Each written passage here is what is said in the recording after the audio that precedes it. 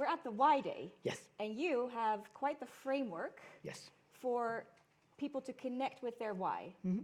So I think that's going to be, we'll start with why, as we do, and Via Kids will maybe at some point also touch Sure. on some of the things you've done. Sure. But let's start with the why, and you were there when Singularity was founded. Yes. But you've also since then been carrying forward this perspective, and you have a framework that we know many of our participants also adopt once they sort of like leave here. So why don't we start there?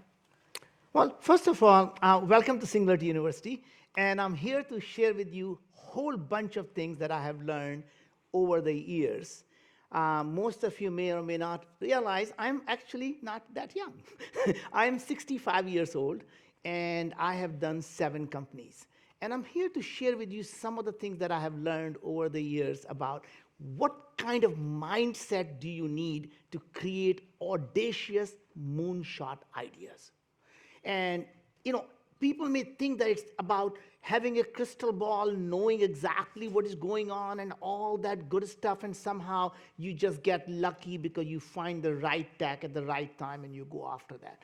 I'm here to share with you something that everyone can use, and it doesn't take a rocket scientist to do that.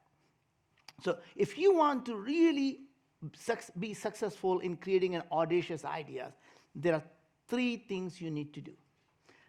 Ask yourself 3 questions before you start anything in your life. Why this? Why now? Why me? Why this is a very simple thing. Ask yourself, God forbid I'm actually successful in solving the problem that I set out to solve. Would it help 1 billion people live a better life? And the reason for doing that is not because you're a philanthropic person, it's not because you're trying to do good in the world, yes and yes, but the main reason is because you're a capitalist. If you ever want to create a $100 billion company, all you have to do is simply improve the lives of 1 billion people. Making money is a byproduct of doing things that improve people's lives. In other words, you have to, every day when you wake up in the morning, don't ask yourself, what should I do to create a $100 billion company? Ask yourself, what can I do to improve people's lives? And if you keep doing it, those people whose lives are better because of you, they become your loyal customers, and next thing you know, you have an unbelievably great company. The next question really is, why now? And this is something you're going to be learning here over the next 5 days. But why now really comes down to there are 2 parts to why now. Number 1 is what had changed in the last couple of years, but more importantly, what do you expect to change in the next 3 to 5 years that will allow you to solve the problem at scale in 3 to 5 years, and this problem could not have been solved 5 years ago.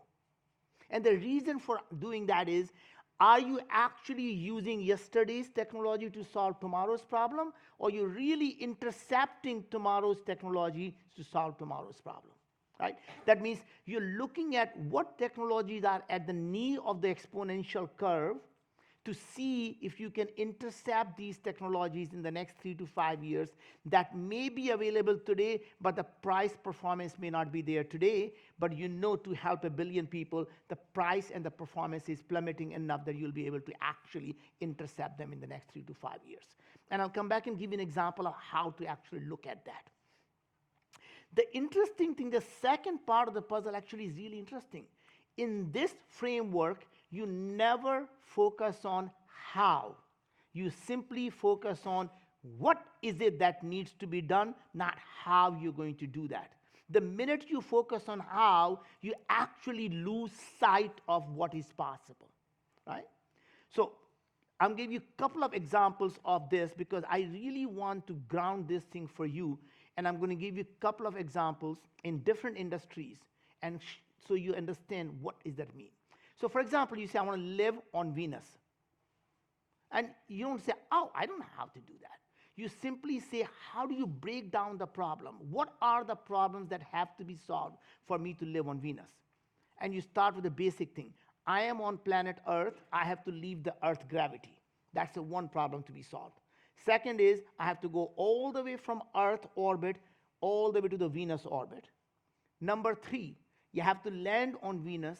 And number 4, to create a habitat to be able to live on Venus, right? There are only 4 problems that need to be solved. And then you start to say, all right, is the first problem leaving the Earth orbit?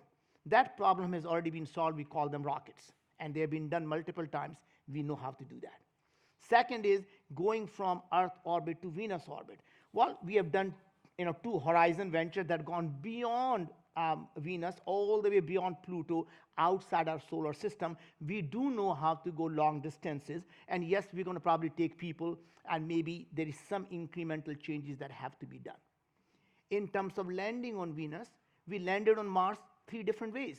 The first time we did a bouncing ball, second time we did the parachute, and the third time we did the crane. Maybe the atmosphere on Venus may be slightly lighter, slightly heavier, and may have to make some incremental changes to these things, but fundamentally these are incremental changes that may have to be done, and we'll be able to we'll be able to land on Venus. And I'm going to come back on the 4th part of creating a habitat and living on the things. This is really about asking the right question, which is where the why me comes along. So why me is very, very simple. What questions are you asking that are different from what everyone else in the industry is asking? The reason is the questions you ask is the problem you solve, right? So for example, if you were to say, I'm going to live on Venus, most people will ask the question, how are you going to grow the food on Venus? When you ask that question, the only solution is to find a way to grow the food. What if you ask a slightly different question that says, why do we eat food? The minute you ask the question, why do we eat food, you realize the only reason is to get energy and to get nutrition. What are the different ways can we get energy? The plants get energy from photosynthesis. There are bacteria that are growing in the radioactive nuclear waste. That means not only these organisms have figured out how to protect their DNA from radiation, they have also figured out how to use radiation as a source of energy. That means what if we can take a genetic material from these bacteria, use CRISPR to modify ourselves, and now not only we are radiation resistant, we can also use radiation as a source of energy. And, and by the way, there may be 10 other solutions. The reason what I'm saying is that once you ask a question, why we eat food, it opens up the solutions that you would have never thought about because you didn't ask that question, right? So by asking a different question, it opens up the possibilities to the solution that you never would have thought possible. The second part of this really is very interesting, which is, are you solving the symptom of the problem, or you are solving the root cause of the problem? So let me give you an example of that. So for example, all of us probably know that clean water is one of the biggest source of problem or the source of the diseases people get in the developing countries because they don't have access to fresh, clean water. And you feel really determined to solve that problem. And you say, I can build some type of nano filter, I can do a nano straw that can actually, right on demand, can clean the water, and you can drink the water using nano filter. And you feel really, really good about it. Until someone asks a question, says, where does all the fresh water goes? And you realize majority of all the fresh water is used for agriculture. And you say, oh, if I can solve the agriculture problem by using aeroponic agriculture, hydroponic agriculture, or some other mechanism of using a lightly salted water, then all that fresh water could possibly be available to human beings. Right? And then you think that you're solving the root cause of the problem by simply solving the agriculture. Until someone comes along and says, why do we have all this crop? What do we use it for? And it turns out majority of all the agriculture today is used to feed the cattle. Think about that for a second. Majority of all agriculture is used to feed the cattle. And suddenly you realize to solve this problem, you have to find a way to grow meat without having all these cattle. And you realize the way to do that is do exactly what nature does. Take a simple stem cell, right? We all know the high school biology, right? A sperm and the egg makes a zygote, and then a zygote multiplies, and then it makes all the different tissues, from your eyes and ears to muscle tissues and the bones and the neurons. If you're only going to eat muscle tissues, why not just make the muscle tissues? You don't have to make the eyes and the ears. You don't want to eat them anyway. So only grow the muscle tissues that you're going to grow, and suddenly a freshwater problem has become a synthetic biology problem of solving the cattles. And anytime you want to understand what is the root cause and what's the symptom, behave like a 2-year-old. What does a 2-year-old do? It doesn't matter the question you ask. What do they say? Why? Why, Dad? Why, Mom? And you answer that. But why? Until you get to 3 whys, you're not going to get to the root cause. So act like a 2-year-old. It doesn't matter what the problem is. You ask why. And then you say, but why? And but why? And then you start to get to the root cause. And by the way, that's really, really interesting. I'm going to give you another way of thinking about how do you think big. How do you think big like a moonshot? And it starts with the same, but in reverse. So you tell me, I ask you, what company do you want to start? And you say, well, I'm going to start a company that's going to go do this. Is this a moonshot? And you think it's a really big idea. And the way to go to the next level is to ask yourself, I assume that idea that I'm set out to do is already successful. Tell me what the world is going to look like at that time, and what would you do next? And then you suddenly say, oh, once this is successful, then I'm going to go do this. And then you say, assume that is successful. Now tell me what the world looks like, and what would you do next? And next thing you say, oh, in that case, the problem to solve is this. And that's your moonshot. Right? And so to find a moonshot, you really have to say, what are the big problems you want to solve? And then you start here by solving a small problem. Right? You don't boil the ocean in one time, but your vision has to be massive. And then you take a small slice of it, and then you execute on it. Right? And I'm going to give you an example of how I apply this to a company, and I'll give you a framework of how to apply this to any company.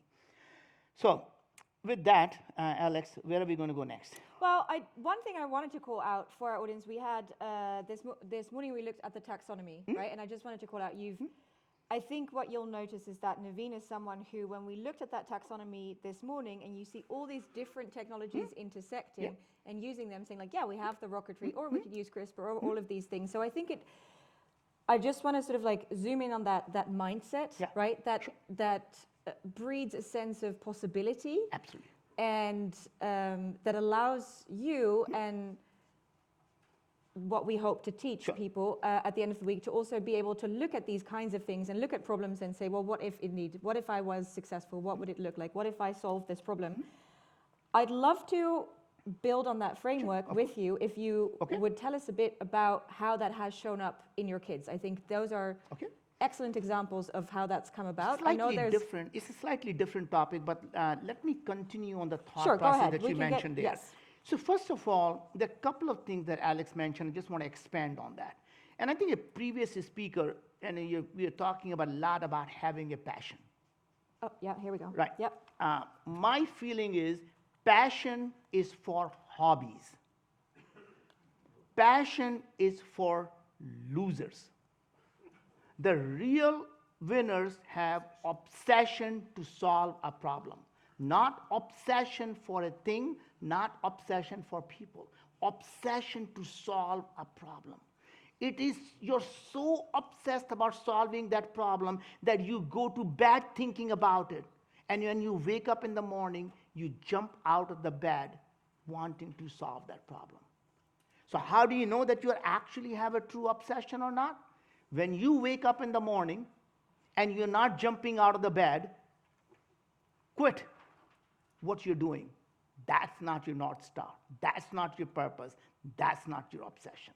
Because if you're not jumping out of the bed, you have not found your true obsession. That's what I call North Star. That's what I call the true purpose. What are you willing to die for?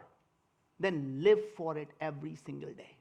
And that's the fundamental problem we have in the society is we things that we are willing to die for, we don't live for them. We all want our children to become entrepreneurs. And I'm going to now talk about what it takes to be a great father or great mother.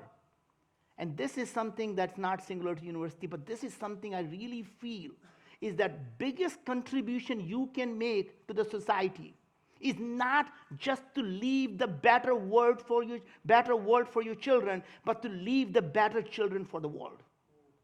Right? What are you going to do that'll continue that legacy and the mindset of so that these kids are going to go out and do even bigger things than you did? Right? So I'm going to give you some of the tips and the tricks.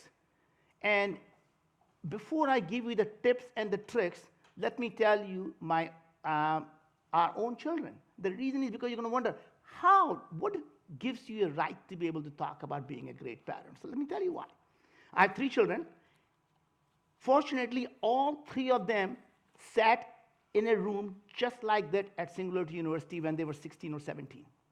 Every one of them went through this course. It changed their life. And if I can tell you, anyone here, next time, bring your kids to the things you go to. Because here is what happens. You're going to leave this thing here, you're going to go home or you're going to go to work. And you know what they're going to call you? A crazy guy who went to Silicon Valley, drank some Kool-Aid, had become this crazy, probably took some psychedelic. I have no idea what he's talking about, these nanotechnology and AI. Nothing is going to change. Let's get back to our work. And you go home and you have this conversation. There is no vocabulary they have developed. As for their concern, you're just crazy, went on 5 days on some psychedelic trip, and you came back and talking all this crazy stuff. None of that is real. It's not going to happen, right? Now, guess what?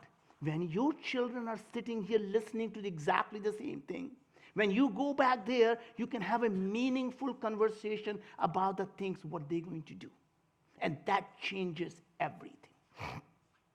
So my oldest is 33. He runs a company called Build. And you can Google him, Naveen Jain. He is multi-unicorn company. He's 33, he's in the Forbes list now. Went to Wharton. Our daughter is 30, went to Stanford STEM fellow, Stanford Mayfield fellow, and runs a company called AVI, the women's health company, EVVY. If any one of you are men, make sure you check it out for your wives, your daughters, and if you're a woman, check it out for yourself and your mother. Unbelievable what she's doing to change the gender gap. What she taught me was unbelievable. She said, Dad, did you know until about a couple of decades ago, women weren't even allowed to be in a clinical trial. That means every drug that women take were never tested on women. It doesn't work on women. That women are diagnosed with the same disease 10 years later than the man because there are no diagnostic tools were ever developed for women. And she said, I'm going to change that. Our youngest one also went to Stanford, and he's a Schwarzman scholar. And he runs a company called Valen. Now, all 3 kids doing amazing moonshot ideas. And the reason was, there are a couple of things we did, and I want to share them with you. Children don't do what you tell them to do. They do what they see you do. Now, here is what happens. I'm going to give you some of the things, and you're going to probably throw me out of this room very soon. It's because I'm going to be really tough with you. When you make money and your children are young, what's the first thing comes to your mind? I want to spend time with my children. They're young. So when I was 40 years old, the first company that I started went on to become a $40 billion company. Kids were all under 10. I wanted to go do something different. My first reaction was, I want to spend time with my young kids. They're so young, they need me. That would have been the most selfish thing I would have done at their cost. Here's why. When the kids are going to school, they see the dad sitting on the sofa watching CNBC. They come back from school, dad says, work hard, Hard work is what it takes. Go to your room, finish your homework. Dad is sitting on the sofa watching CNBC. In their mind, they're thinking, I want to grow up just like my dad, sitting on the sofa watching CNBC. You can tell them money doesn't matter. You can tell them all that stuff and say, yeah, Dad, you made a lot of money and you're sitting on the sofa. Don't you give me that BS now. Money matters, right? Instead, what this dad did was dad was crazy. He starts a second company. He starts a third company. Dad goes on to solve the problem. Dad says, we're going to go to the moon now. Dad, you're crazy. That has never been done. There's no private company has ever done that. We became the first private company ever to get the permission to leave Earth orbit. We got the law changed by President Obama that anything we mine from the moon, we bring back, we get to own it. That's the kind of crazy things. Dad is now turning 60. Dad says, we are going to go solve the healthcare problem. Dad, really? Time to rise into sunset. You're old enough now. You're going to completely fail. Why go through that? Well, kids, looks like I haven't taught you much. Let me show you how we are doing it. And we went on to do that. And I'm going to tell you how I did that. But the point was, when now the kids think Dad is a complete moron. Just to give you another idea, by the way, you may not realize that every kid thinks their parents are complete morons, right? And they think if my parents are complete moron, if he can do that, let me show him how it's really done because I'm really smart. The second thing is, best thing for parents is never ever to take the think that your job is to take the children to the water and make them drink. Your job is to make them thirsty. How do you make them thirsty? Intellectual curiosity. Once you create the intellectual curiosity in the children, they will never go back. They will constantly find the water and they will drink it. And the way to create intellectual curiosity in them is to start making them question everything. You start making them think differently. So let me give you a couple of examples here. So if your young kids come and say, Dad, or Mom, look at the beautiful blue sky. Many of us will say, oh, yeah, that's a very beautiful blue sky. Instead, your job should be to say, oh, you know the sky doesn't really exist, right? The sky is a figment of our imagination. It's simply the light, the blue light that got scattered, and we see it as a barrier called sky. It doesn't really exist. And by the way, talk about the color blue. We made that up in our mind. It's all simply the photons, the electromagnetic waves hitting our retina, and our retina going to our brain, and our brain is actually creating this color. The color doesn't really exist in the real life. We as human species have learned to create these colors because bats don't see the same color, rats don't see the same color. It is simply the creation of our mind. Now, what you're teaching them is not the science. What you're teaching them is fundamental thing that says even the thing they're 100% certain they can see with their eyes can still be challenged and still may be wrong. And once you create that type of intellectual curiosity that say that everything they see, what if that was wrong? What if that could actually be different? And that what if is what you're creating in their mind. What if the world was different?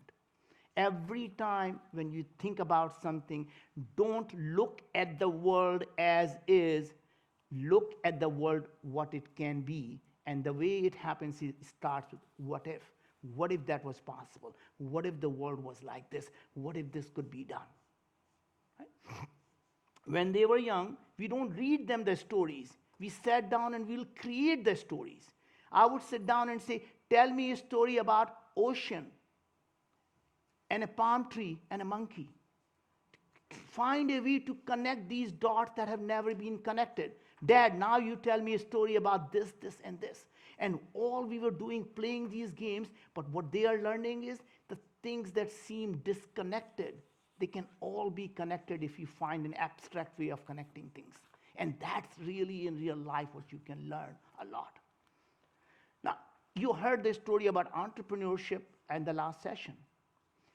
Entrepreneurship is not about starting a company. Entrepreneurship is not about even building a company. Entrepreneurship is simply about solving a problem. There are three types of people in this world. people who think of a problem, they're all called human beings. We all know how the problems are. And some of us are really smart. They even come up with a solution. We call them the experts. We call them the visionaries. And only one species in this human being that goes out and does something about it to solve that problem, they are entrepreneurs. Entrepreneurs are not about simply making something possible, but about experimentation. So it's not about success or failure. It's about simply experimentation. Any experiment you do, there is an outcome A or an outcome B. It's not success or a failure. Your job is to say, if outcome A happens, I do this. If outcome B happens, I do this. That means every single thing you do simply gives you a stepping stone to the next stepping stone. And then there's the next experiment, and that is outcome A and outcome B. And if outcome B happens, you do this. Outcome A happens, you do this. And that takes away the idea of failure. The only time you fail in life is when you give up. Everything else is simply a stepping stone to a different problem, a different idea. As Thomas Edison probably said, I never failed 1,000 times. I tried 1,000 different experiments that allowed me to find the way the light bulb actually works. So you never fail. And that's the idea when people say, what if it doesn't work? What do you mean, what doesn't work? The experiment doesn't work. Experiment only has outcomes. There is nothing to work or not work. And that takes away the emotion of what to do next. You simply look at the life as experiments. Everything you do is simply an experiment that has multiple outcomes. There are a whole bunch of things I can share with you in terms of parenting skills. Maybe what I'm going to do is, when I'm sitting at the fireside, ask me more questions. You need to redefine what success is. Success is never going to be measured by how much money you have in the bank. It will simply be measured by how many lives you changed. And you teach that to your kids. You let them know that their self-worth never comes from what they own.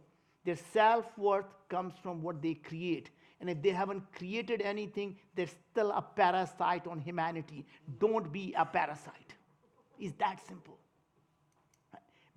Make them realize they have to do something useful with their lives. And once you do that, everything else will fall in place. Does that make sense to you guys? Good.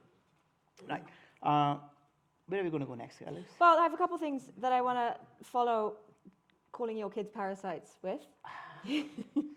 I'd love to know, so we've talked a bit about some of the things your kids do, who have also put the framework that you sort of like have held up. I really like this notion of like not showing people where the water is, but making them thirsty. Yes.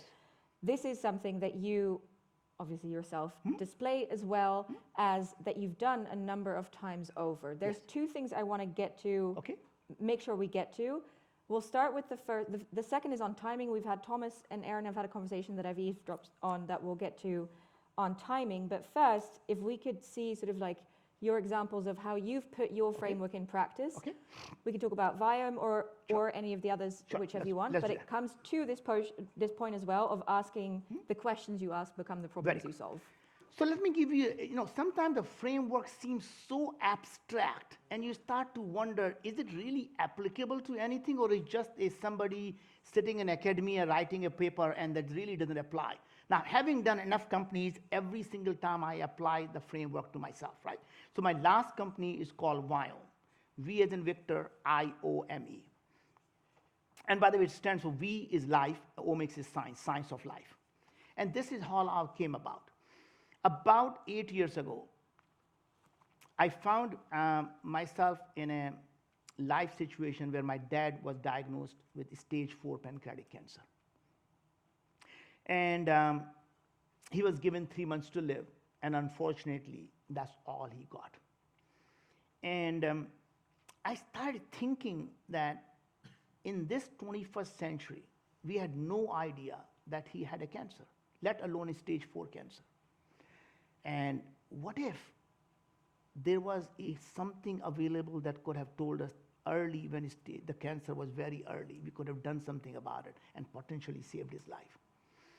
as I saw him taking his last breath and dying, and I said, Dad, I can't save you, but I'm going to promise you that I'm going to find a way to solve this problem. As I started to think about it, what really occurred to me was that I was actually looking at the life so differently.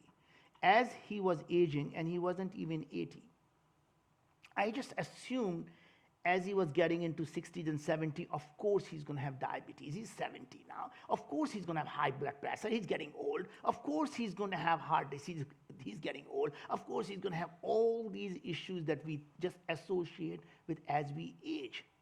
And I start to wonder that human species really haven't changed in the last 100 years. Yet, more and more people are developing the disease at a younger and younger age. What is going on? So my first question about why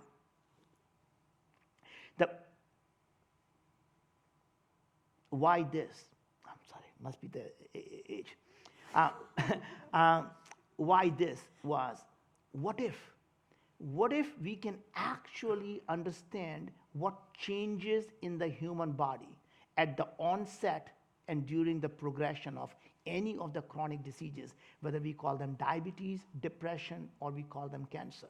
What if we can actually find out what is happening in the human body? If we can know what is changing in the human body, we might be able to prevent it, diagnose them early, and God forbid, outright reverse them.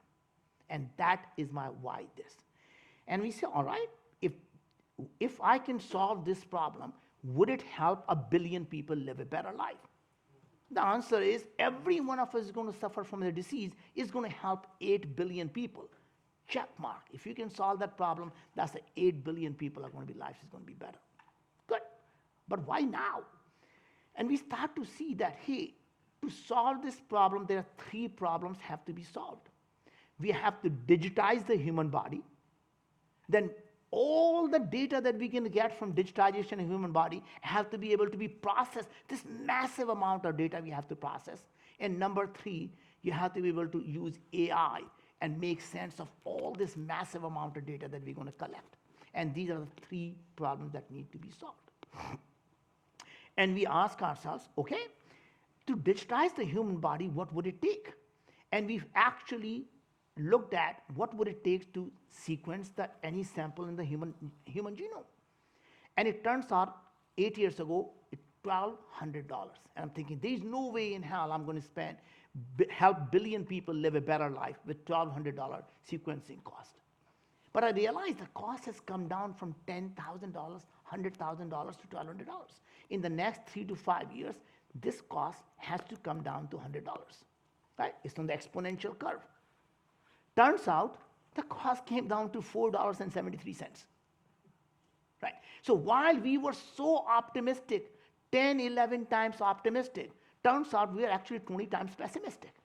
And that's the power of exponential technologies that we're going to learn here, is that human brain can only think linearly, and these exponential technologies always fool us. You guys probably went through that, right? How 30 steps get to be billion, right? How most people will never realize that 30 doubling steps later, you've gone 16 times around the earth.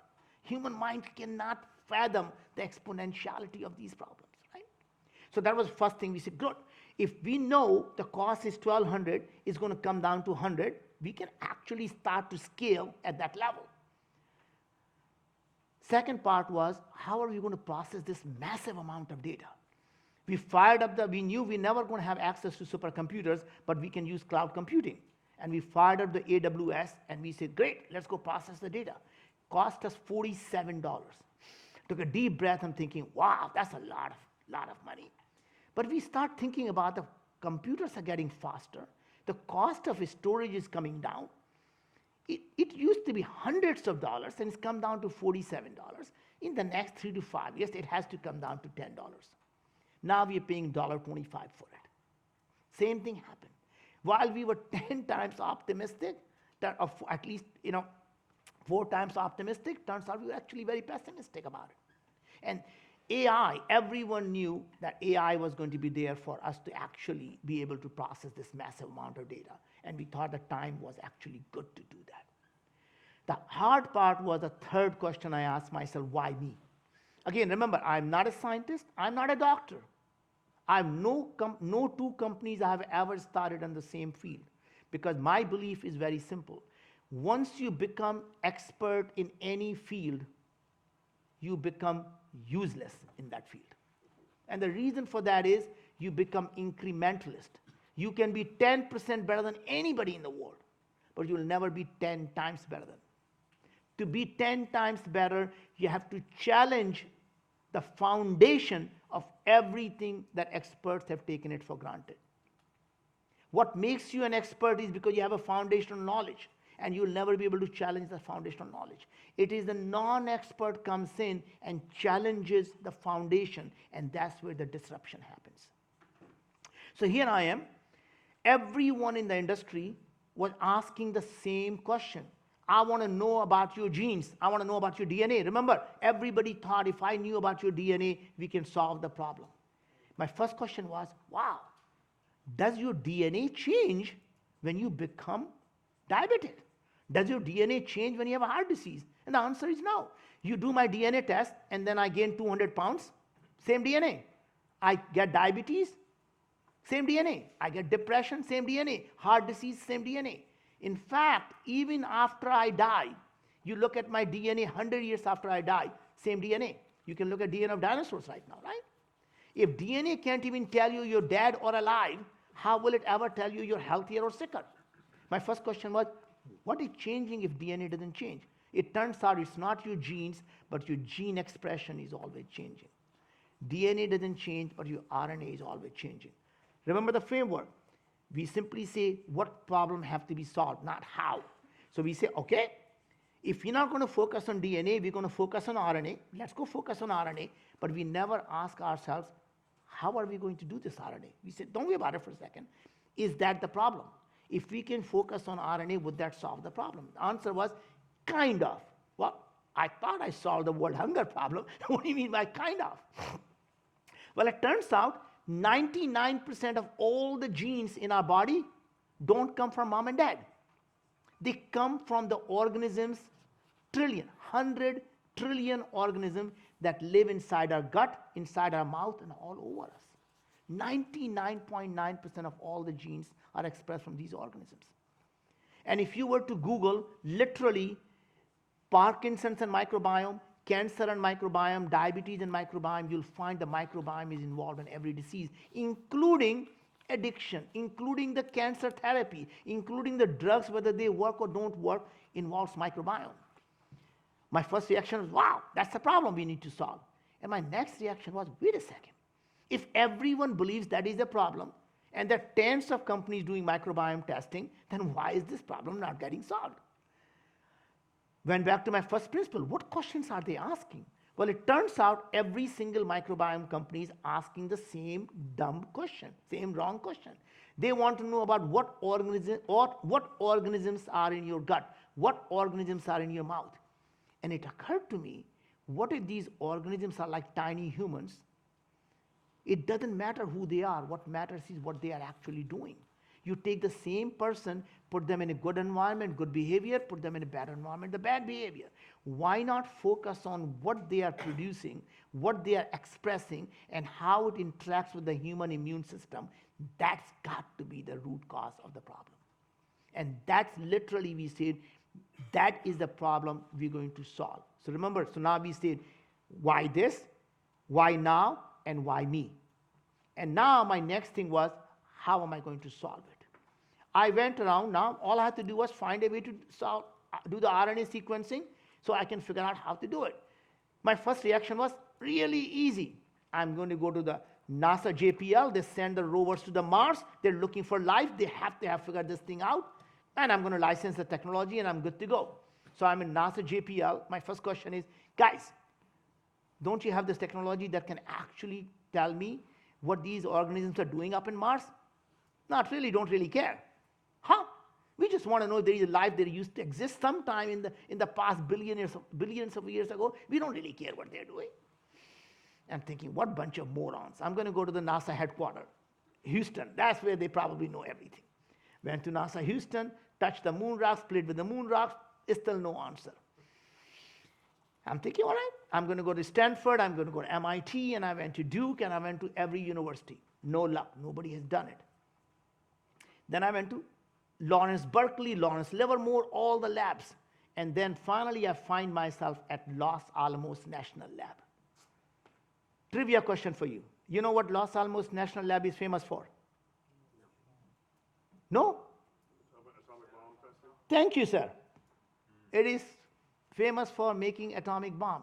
You know what it was called? Manhattan Project. And most people think it was done in Manhattan. Nope, it was done Los Alamos National Lab. What do you think they're working on next? Biological stuff, right? So when I am there, they tell me they're working on a biological defense project. Me being a naive guy, I'm going to take their word for it. Right? It's a biological defense project. What problem are they trying to solve? If there is a bioterror in our great country, how would we protect ourselves? What do they have to do? They don't really care what was in the biological bomb. What they care about is what these organisms just did, what are they producing, how it's going to interact with the human immune system so they can create antidote for it, right? They had just solved the problem that I'm trying to solve, except for different purposes. It took me 6 months, and by the way, this, so you know, every single person who is a US citizen can go to any one of the government labs, and they have a birthright to be able to license that technology. Now, it's a different question. They make it almost impossible for you to do so. But they do have a department called Technology Transfer Office. At NASA, they have one. They have one at the Los Alamos National Lab. They have everyone. It's called Technology Transfer Office. And their sole purpose in life is to make sure that no technology ever gets transferred. And someday, when we go outside, have a drink, and I'll explain to you how I got myself to actually being a brown immigrant boy to get the hands on something that is so secretive that the guy who was actually developing the technology is my chief science officer. For the last 8 years, I probably must have spent God knows how much amount of time. And every time I think I got him in the right place, I ask him, so Momo, what were you working on? And he looks at me and he says, dude, you're going to get killed and I'm going to get killed. Let's not talk about that. Right. So anyway, my point I'm going to make is that we license the technology. Having done this now, we have now analyzed 1 million samples, 100 quadrillion biological data points.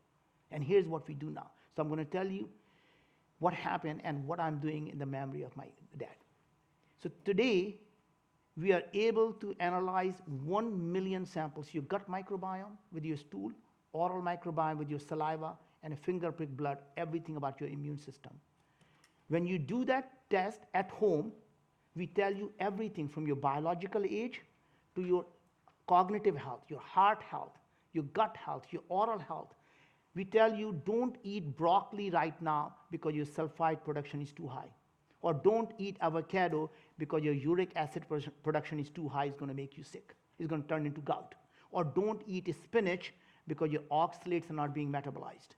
But you can eat red meat if you want, because the choline in the red meat is not being converted into TMA by your gut microbiome, trimethylamine, which gets absorbed in the blood, and your liver is not expressing enough FMO3 enzyme that will convert TMA to TMAO that causes the plaque in your heart. So you can eat red meat if you want, but make sure you don't take vitamin B2 with that, and make sure you brush your teeth and make sure your oral microbiome is healthy and doesn't have P. gingivalis expressing ginger pain, because that's going to increase the production of FMO3. Right? So we literally tell you what foods to eat and why, what foods not to eat and why. We tell you exactly what nutrients your body is lacking. So we tell you need 22 milligram of amylase every day, take 19 milligram of elderberry, take 17 milligram of berberine, and we go through every single vitamin, mineral, food extracts, herbs, digestive enzymes, and we custom make the formula and capsule for each person every month. Not trying to sell you something, but I'm trying to tell you is what happened now. We published the paper with double-blinded placebo-controlled studies that in 3 months, we can reduce the diabetes by 30%, IBS by 47%, anxiety by 42%, depression by 47%. We, in fact, are able to diagnose stage 1 cancer in your mouth and throat with 95% specificity and 90% sensitivity. We are now diagnosing IBD and soon working on colon polyps, where we are able to detect colon cancer 10 years before it forms by detecting the polyps that become cancerous 10 years later. And my hope really is in the next 5 to 7 years, we'll be able to detect every single disease early enough and hopefully prevent them by happening by coming up with the right food, right nutrients for everyone to use, right? This is the kind of thing someone who had no background in science, no background in medicine, simply looking at solving a problem. I gave you the framework. I told you exactly how anyone can do that. And this is the kind of thing I hope that the reason I come here every single EP is I'm hoping one person, if one of you goes out there and does something useful, something changes, some moonshot idea, the humanity will be better because of you. And my time I spend here will be worthwhile because one of you decide to change the course of what they were going to do because of the conversation we had in this room. So I really hope that we don't leave from here and go back to the status quo at home or at work. Think about what we just discussed. What will you do that will change the trajectory of how humanity is going to live? And it's in your power to be able to do so. All it takes is you to be obsessed enough to solve a problem that you care about. So with that, I think let's do some Q&A because I think Let's do some Q&A. I love a bit of Q&A. Thank you. And this is true, by the way.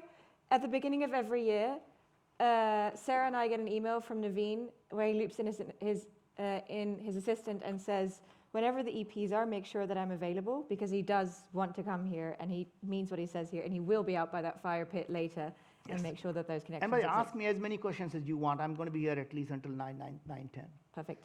Any questions for Naveen coming up? Donat. Hello.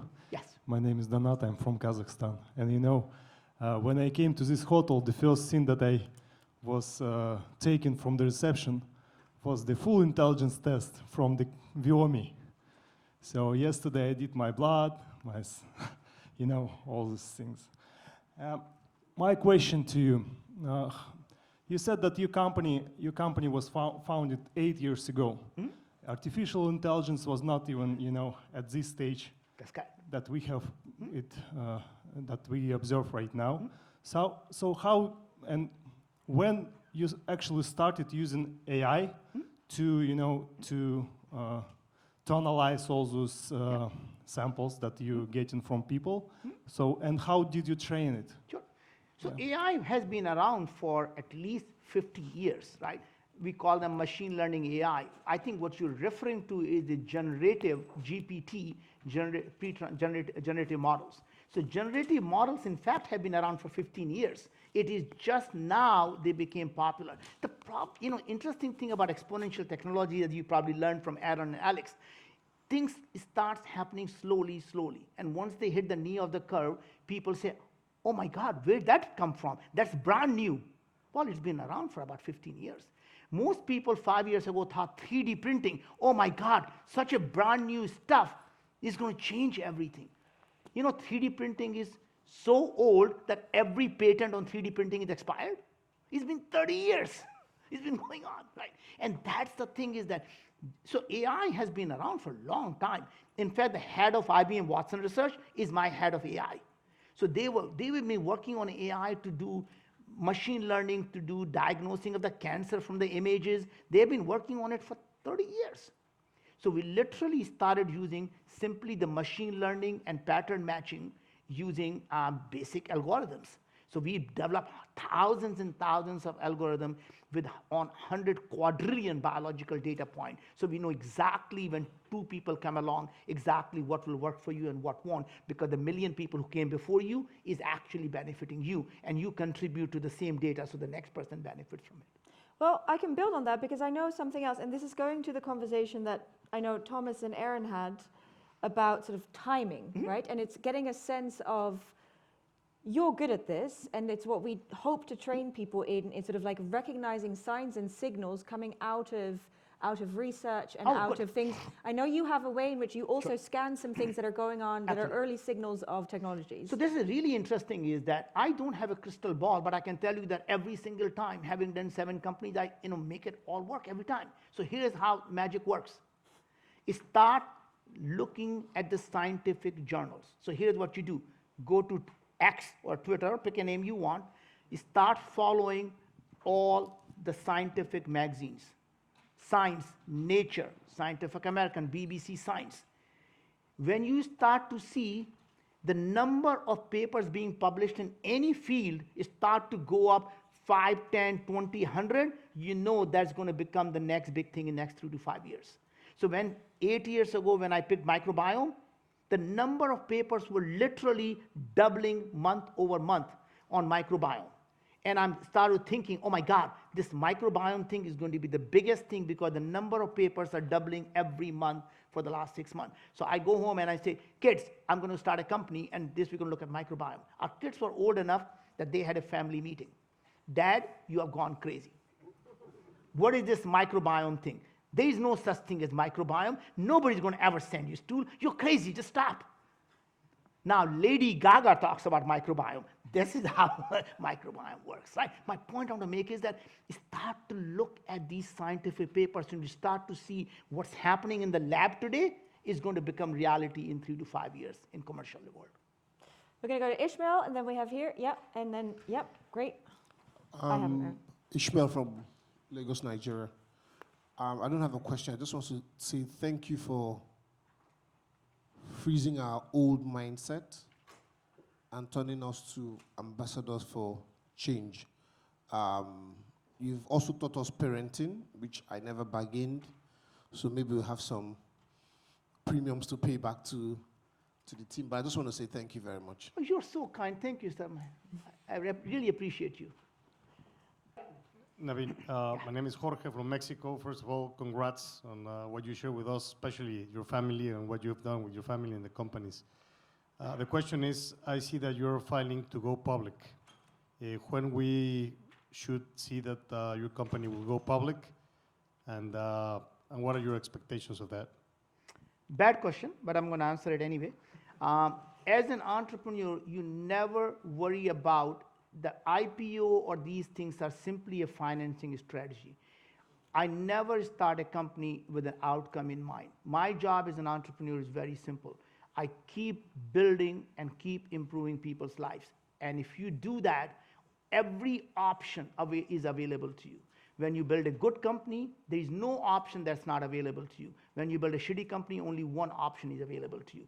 So you keep kicking people's ass, and there's going to be someone tell you, hey, what will it take to stop kicking my ass, and I'll pay you enough for it. There you have it.